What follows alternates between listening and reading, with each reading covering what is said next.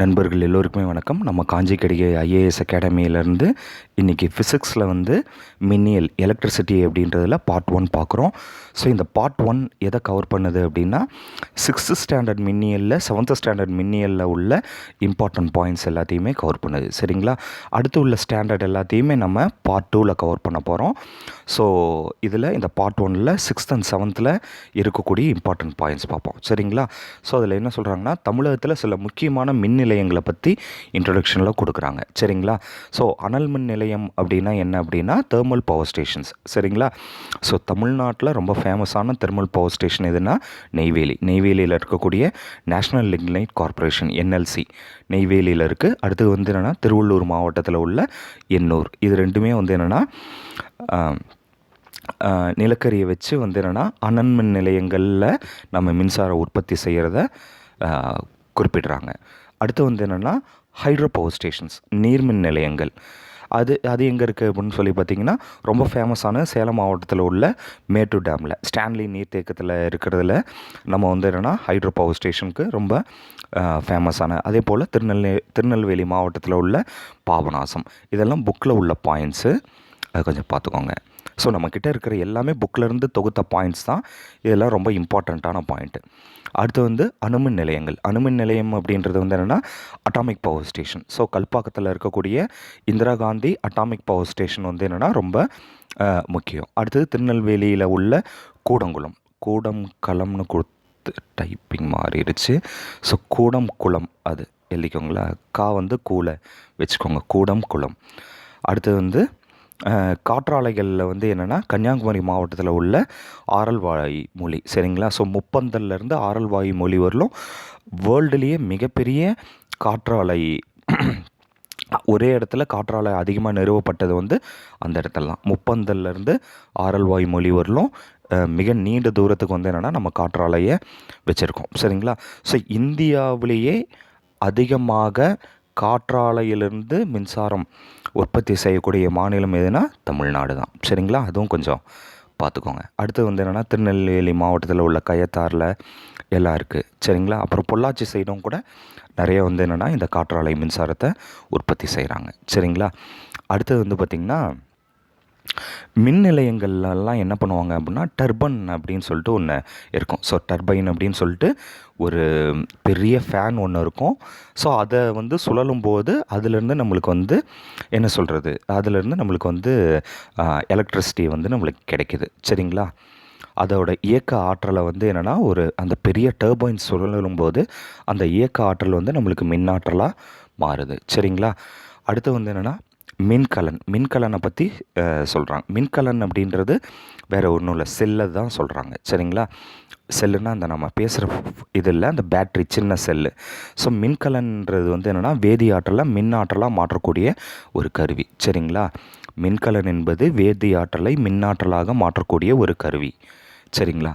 அடுத்தது என்னென்னா செல் அப்படிங்கிறது என்ன அப்படின்னு சொல்லி பார்த்தீங்கன்னா எ device that converts chemical energy into electrical energy. சரிங்களா? ஸோ செல்ஸில் பார்த்திங்கன்னா 2 விதமாக செல்ஸை பிரிக்கிறாங்க. ஒன்று ப்ரைமரி செல்ஸு, இன்னொன்று செகண்டரி செல்ஸு. சரிங்களா? மின்கலன்கள் 2 வகையாக பிரிக்கப்படுகின்றன. ஒன்று முதன்மையான மின்கலன்கள் மற்றும் துணை மின்கலன்கள். சரிங்களா? ஸோ இந்த முதன்மையான மின்கலன்கள்னால் என்ன அப்படின்னா இவ்வையான மின்கலன்களை நம்ம மீண்டும் மின்னேற்றம் செய்ய இயலாது. சரிங்களா? ஸோ கடிகாரத்தில் என்னென்னா சுவர் கடிகாரம், கை கடிகாரம், ரோபோட் பொம்மையிலலாம் இருக்கக்கூடிய பேட்ரிஸ் எல்லாமே. சரிங்களா? It is used only once and can not be recharged. சரிங்களா? ஸோ இந்த முதல் மின்கலன்கள் இந்த செல்ஸ் எல்லாம் என்னென்னா ஒன்ஸ் நம்ம யூஸ் பண்ணிவிட்டு தூக்கி போடுற மாதிரி இருக்கும். சரிங்களா? அடுத்து என்னென்னா துணை மின்கலன்கள் அப்படின்றது என்னென்னா செகண்டரி செல்ஸு. அதை என்னென்னா நம்ம பலமுறை நம்ம என்னென்னா நம்ம மின்னேற்றம் செஞ்சுக்க முடியும், சார்ஜ் பண்ணிக்க முடியும். சரிங்களா? மின்னேற்றம் என்பது சார்ஜ். ஸோ பல முறை நம்மளால் சார்ஜ் செஞ்சுக்க முடியும். ஸோ நம்ம என்னென்னா நம்ம லேப்டாப்பில், நம்ம செல்ஃபோனில், அதுக்கப்புறமேல்ட்டு இந்த மஸ்கிட்டோ பேட்ஸு இதிலெல்லாம் இருக்கக்கூடிய பேட்டரியெல்லாம் நம்ம சார்ஜ் பண்ணி யூஸ் பண்ணுறோம் இல்லைங்களா? ஸோ அந்த மாதிரி. So it can be recharged many times. சரிங்களா? And it can be used multiple times. சரிங்களா? அடுத்து என்னென்னா மின்கல அடுக்கு பேட்ரி. செல்லுன்னா என்ன, பேட்ரினா என்ன அப்படின்னா ஒரு 2-3 செல்ஸு கம்பைன் பண்ணி நம்மளுக்கு இருக்கிறது தான் பேட்ரி அப்படின்னு சொல்கிறாங்க. 2 அல்லதுக்கு மேற்பட்ட மின்கலன்களை சேர்ந்தால் அதை நம்ம பேட்ரி அப்படின்னு குறிப்பிடுறோம். சரிங்களா? So a battery is made up of combining 2 or more battery 2 or more cells. இந்த இடத்துல ஒரு சின்ன ஒரு கரெக்ஷன் இருக்குது, பார்த்துக்கோங்க. இது வந்து செல்லு. சரிங்களா? So a battery is made up of combining 2 or more cells. சரிங்களா? 2 அல்லது அதற்கு மேற்பட்ட மின்கலன்கள் சேர்ந்தால் அதை வந்து நம்ம பேட்டரி அப்படின்னு சொல்கிறோம். சரிங்களா? அடுத்து வந்து என்னென்னா கண்டக்டர், மின்கடத்திகள். சரிங்களா? எந்த ஒரு பொருள் வந்து தன்னிடம் வந்து என்னென்னா மின்சாரத்தை பாய்வதற்கு அனுமதிக்குதோ அதுதான் நம்ம வந்து என்னென்னா கண்டக்டர் அப்படின்னு சொல்கிறோம், கடத்திகள்னு சொல்கிறோம். ஒரு கடத்தியில் மின்னூட்டங்கள் பாய்வதே மின்னோட்டம் அப்படின்னு சொல்லி சொல்கிறோம். சரிங்களா? அடுத்தது வந்து என்னென்னா இதை இங்கிலீஷில் பார்த்துக்கோங்க. The material which allows electric charges to pass through them are called conductors. சரிங்களா? ஸோ அது வந்து என்ன அப்படின்னா இப்போ நம்மளுக்கு இரும்பு இருக்குது, அடுத்து காப்பர் இருக்குது, அலுமினியம், இதெல்லாம் வந்து என்னென்னா எலக்ட்ரிசிட்டியை அனுமதிக்கக்கூடியது. எலக்ட்ரிசிட்டியை ஏற்றிட்டு எலக்ட்ரிசிட்டி பாஸ் ஆகும். ஸோ அதுதான் வந்து என்னென்னா மின்கடத்திகள். சரிங்களா? அது அரிதிர் கடத்திகள்னு இருக்குது, மின்கடத்தா பொருட்கள். இப்போ உதாரணத்துக்கு ஒரு கிளாஸு அல்லது வந்து என்னென்னா ஒரு மரப்பொருட்கள், அப்புறமேல்ட்டு என்ன சொல்கிறது, பிளாஸ்டிக்கில் உள்ள ஒரே நல்லது அதுதான். பிளாஸ்டிக்கு இதெல்லாம் யூஸ் பண்ணுறனால இதெல்லாம் வந்து மின்சாரத்தை கடத்தாது. ஸோ அதனால தான் வந்து நம்ம என்ன சொல்கிறோம், ரப்பரு.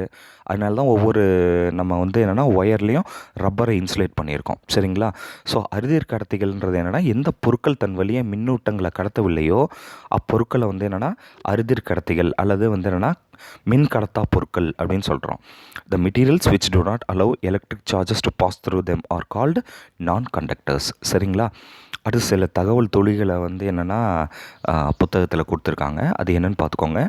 ஈல் என்னும் ஒரு வகை மீன் வந்து என்னென்னா மின்சாரத்தை உருவாக்கும் தன்மை உடையது. சரிங்களா? ஸோ அதை யாராவது பிடிக்க வராங்க அல்லது அந்த மீனை ஏதோ ஒரு பெரிய மீன் பிடிக்க வருது அப்படின்னா அது வந்து ஒரு எலக்ட்ரிக் ஷாக்கை கொடுக்கும். ஸோ அதை வச்சு அது தன்னை வந்து தப்பிச்சுக்கும். சரிங்களா? இப்போ கூட சமீபத்தில் கரண்ட் அஃபேர்ஸில் பார்த்துருந்திங்கன்னா வெஸ்ட் பெங்காலில் ஒரு 2 வகையான புது வகையான ஈல் மீன்களை வந்து என்னென்னா கண்டுபிடிச்சிருக்காங்க. சரிங்களா? அடுத்து வந்து என்னென்னா ஒரு ஒரு ஒரு எலக்ட்ரிக் சர்க்யூட்டில் எவ்வளோ மின்சாரம் பாயுது அப்படின்றத அளக்கக்கூடிய மீட்டர் வந்து அம்மீட்டர் அப்படின்னு சொல்கிறாங்க.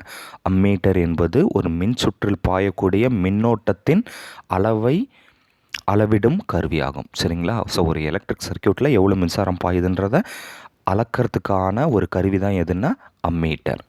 சரிங்களா? அடுத்தது இது ஒரு பாயிண்ட்டாக பார்த்துக்கோங்க. தாமஸ் ஆல்வா எடிசன் என்னும் அமெரிக்க கண்டுபிடிப்பாளர் மின் விளக்குகளை கண்டுபிடித்தார். அவர் நிறைய பொருட்களை, கிராமஃபோன் அந்த மாதிரிலாம் நிறைய கண்டுபிடிச்சார். அதில் ரொம்ப முக்கியமாக கருதப்படுவது என்ன அப்படின்னு சொல்லி பார்த்திங்கன்னா மின் விளக்குகளை கண்டுபிடிச்சிருக்காரு. அதுதான் இன்றைக்கி அது அமெரிக்காவில் ஒரு பெரிய மாற்றத்தை ஏற்படுத்துச்சு. சரிங்களா? உலகம் முழுவதும் பெரிய மாற்றத்தை ஏற்படுத்துச்சு. ஸோ ஃபஸ்ட்டு இது அமெரிக்காவில் தான் அவங்க பண்ணாங்க. சரிங்களா? கிட்டத்தட்ட ஒரு 9000 பேர் வீட்டில் வந்து என்னென்னா எலக்ட்ரிக் கனெக்ஷன் கொடுத்து அந்த பல்பில் ஒரே நேரத்தில் எரிய வச்சாங்க. அது வந்து அதுதான் அவருடைய ஃபஸ்ட்டு சாதனையாக இருந்தது. சரிங்களா? அடுத்து வந்து என்னென்னா முதலாக 1899ஆம் ஆண்டு இந்தியாவில் மின்சாரம் பயன்பாட்டுக்கு வந்தது. சரிங்களா?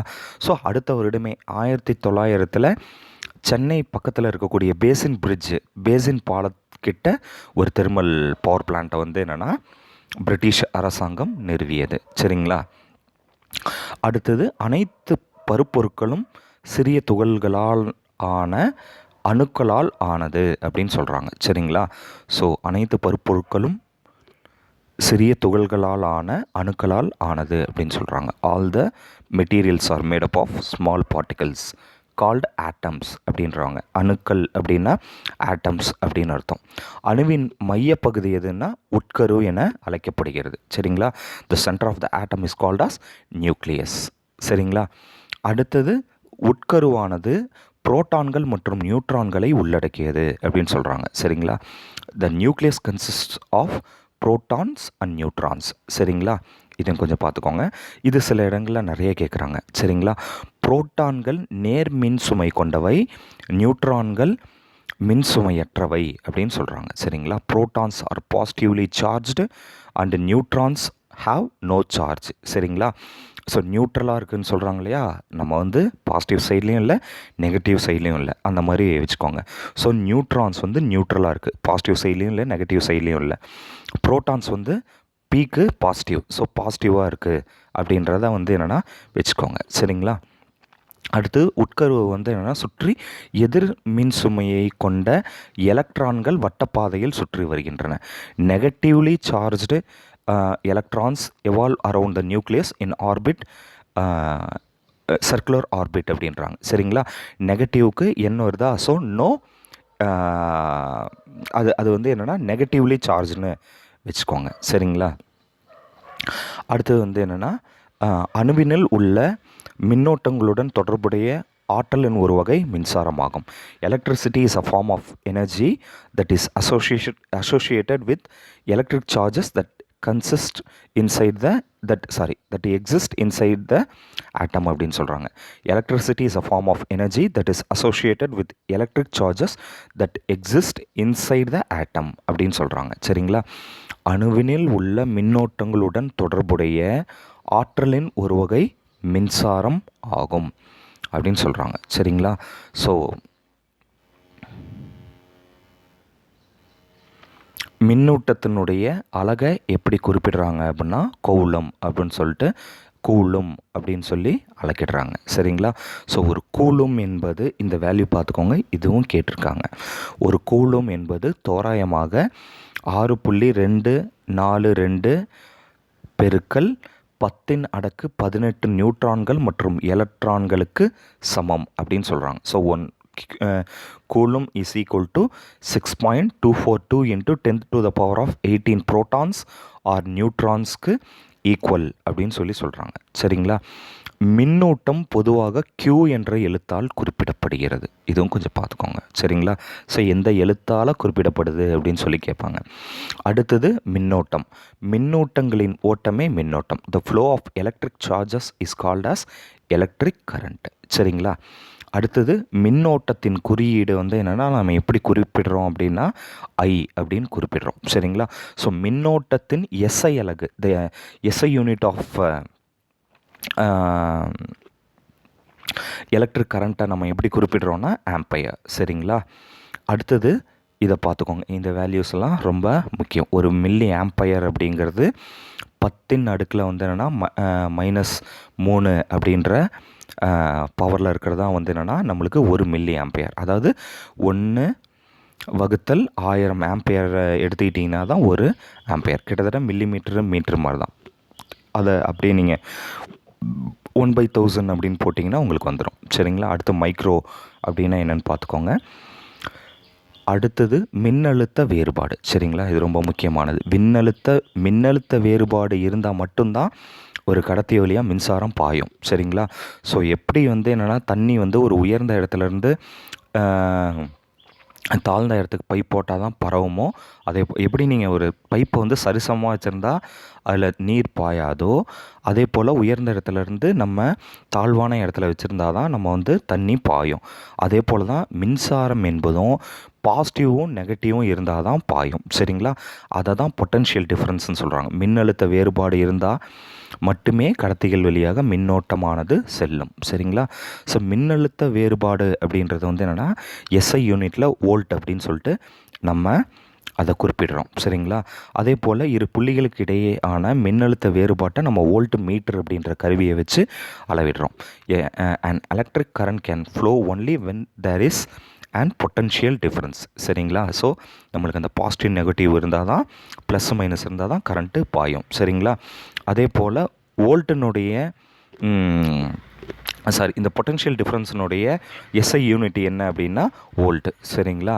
ஸோ நம்ம மின்சாரம் பாயும் போது வோல்டேஜ் பாயுதுன்னு சொல்கிறோம் இல்லையா? ஸோ அந்த மாதிரி எலக்ட்ரிக் கரண்ட்டை நம்ம வோல்டேஜில் தான் இது பண்ணுறோம். ஹை வோல்டேஜ், லோ வோல்டேஜ்லாம் சொல்கிறோம் இல்லைங்களா? அந்த மாதிரி மின்சாரத்தை நம்ம வோல்ட்டில் தான் நம்ம கணக்கிடுறோம். சரிங்களா? ஸோ இந்த எப்படி வோல்ட்டில் கணக்கிடுறோம் அப்படின்னா, வோல்டோமீட்டர்ன்ற வச்சு நம்ம எவ்வளோ வோல்ட் இருக்குன்றத நம்ம கணக்கிடுறோம். சரிங்களா? அடுத்தது மின்தடை. மின்தடை அப்படின்றது என்னென்னா, ஒரு பொருட்கள் வந்து என்னென்னா மின்சாரத்தை எந்தளவுக்கு எதிர்க்குது அப்படின்றது தான் மின்தடை. சரிங்களா? ஸோ மின்தடையினுடைய எஸ்ஐ அலகு எதுன்னா, SI unit of resistant, electric resistant எது அப்படின்னு சொல்லி பார்த்தீங்கன்னா ஓம். சரிங்களா? ஓஹெச்எம். சரிங்களா? அடுத்து வந்து என்னென்னா மின் கடத்து திறன். சரிங்களா? ஒரு பொருளை வந்து எவ்வளோ மின்சாரத்தை அது கடத்துறதுக்கான திறன் பெற்றுள்ளதுன்றது தான் நம்ம மின் கடத்து திறன் அப்படின்னு சொல்கிறோம். ஸோ இது பொதுவாக வந்து என்னென்னா கிரேக்க எழுத்தான சிக்மா அப்படின்றதில் குறிப்பிடப்படுது. மின் கடத்து திறனுடைய அலகு எவ்வளோ அப்படின்னு சொல்லி பார்த்திங்கன்னா சீமென்ஸ் டிவைடட் பை மீட்டர். சரிங்களா? So S by M, seconds siemens by M அப்படின்றத தான் நம்ம எஸ்ஐ யூனிட்டில் நம்ம குறிப்பிடுறோம். சரிங்களா? அடுத்து வந்து என்னென்னா மின்தடை எண் அப்படிங்களா? மின்தடை எண் அப்படின்றது என்னென்னா, ஒரு மின்தடை எண்ணினுடைய எஸ்ஐ அலகை வந்து நம்ம வந்து என்னென்னா ஓம் மீட்டர் அப்படின்னு சொல்லிட்டு சொல்கிறோம். சரிங்களா? ஸோ ஒரு மின்தடை எண்ணோட எஸ்ஐ அலகு ஓம் மீட்டர் அப்படின்னு சொல்லிட்டு சொல்கிறோம். சரிங்களா? ஸோ கிட்டத்தட்ட 6th 7th இருக்கக்கூடிய இம்பார்ட்டன்ட் பாயிண்ட்ஸை இதில் பார்த்துருக்கோம். ஸோ நம்ம வந்து அடுத்து உள்ள ஸ்டாண்டர்ட்ஸில் உள்ள மின்னியல் பாடங்களை எல்லாம் அதில் இருக்கக்கூடிய இம்பார்ட்டன்ட் பாயிண்ட்ஸ் எல்லாத்தையும் நம்ம வந்து நெக்ஸ்ட்டு பார்ட் 2 வீடியோவில் பார்ப்போம். சரிங்களா? ஸோ இது எல்லாத்தையும் நோட் பண்ணி வச்சுக்கோங்க. தேங்க்யூ.